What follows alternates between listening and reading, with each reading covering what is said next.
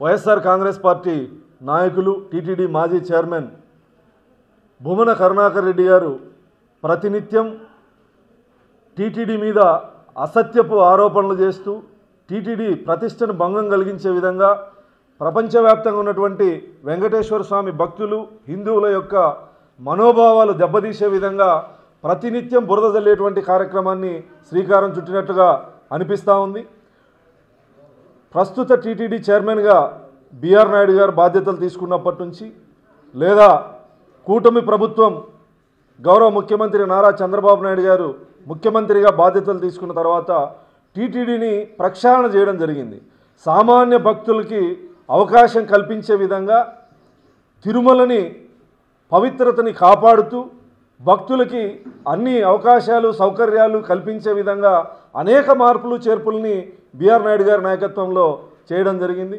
గౌరవ ముఖ్యమంత్రి గారు స్పష్టంగా పాలక మండలి చైర్మన్ గారికి పాలక మండలి సభ్యులకి ఈవో గారికి అడిషనల్ ఈవో గారికి స్పష్టమైన ఆదేశాలు ఇవ్వడం జరిగింది. సామాన్య భక్తులకి దర్శనాల దగ్గర ఎటువంటి ఆటంకాలు లేకుండా చూడాల్సిన బాధ్యత మీది. తిరుమల యొక్క పవిత్రతని కాపాడండి. తిరుమల విషయంలో ఎటువంటి సంఘటన జరిగినా ఉపేక్షించే ప్రసక్తే లేదని సీరియస్గా గౌరవ ముఖ్యమంత్రి గారు మమ్మల్ందరినీ అమరావతికి పిలిపించి చెప్పడం జరిగింది. గతంలో భూమన కరుణాకర్ రెడ్డి గారు చైర్మన్గా ఉన్నప్పుడు కానీ లేదా సుబ్బారెడ్డి గారు చైర్మన్గా ఉన్నప్పుడు కానీ ఇష్టానుసారం వివిఐపి టికెట్స్ అమ్ముకోవడం ఇలా గందరగోళాలు సృష్టించినటువంటి భూమన కరుణాకర్ రెడ్డి గారు వాళ్ళు చైర్మన్గా ఉన్నప్పుడు ఏ రకంగా అయితే అవినీతి అక్రమాలు దుర్మార్గాలు జరిగాయో ఇప్పుడు కూడా అవే జరుగుతున్నాయేమో అనే ఒక భ్రమలో ఆరోపణలు చేయడం జరుగుతుంది.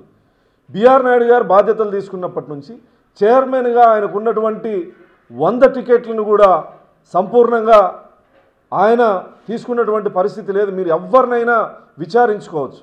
50-60 టికెట్లకు మించి ఆయన వాడుకోలేదు. బోర్డు మెంబర్లు కానీ లేదా అధికారులు కానీ గత ప్రభుత్వంలో ఏ రకంగా అయితే దుర్మార్గాలు జరిగాయో గత ప్రభుత్వంలో ఏ రకంగా అవినీతి అక్రమాలు టికెట్లు అమ్ముకొని ఎమ్మెల్యేలు మంత్రులు చిత్తూరు జిల్లాకు సంబంధించిన వాళ్ళు రోజా గారు కావచ్చు ఇతరులు కావచ్చు ఏ రకంగా అయితే జరిగాయో అవన్నీ అరికట్టే విధంగా ఎక్కడా కూడా ఒక టికెట్ కూడా అన్యాయక్రాంతం కాకుండా ప్రస్తుత పాలక మండలి చర్యలు తీసుకోవడం జరుగుతూ ఉంది. సామాన్య భక్తులకు అన్ని సౌకర్యాలు కల్పిస్తూ ఉన్నాం.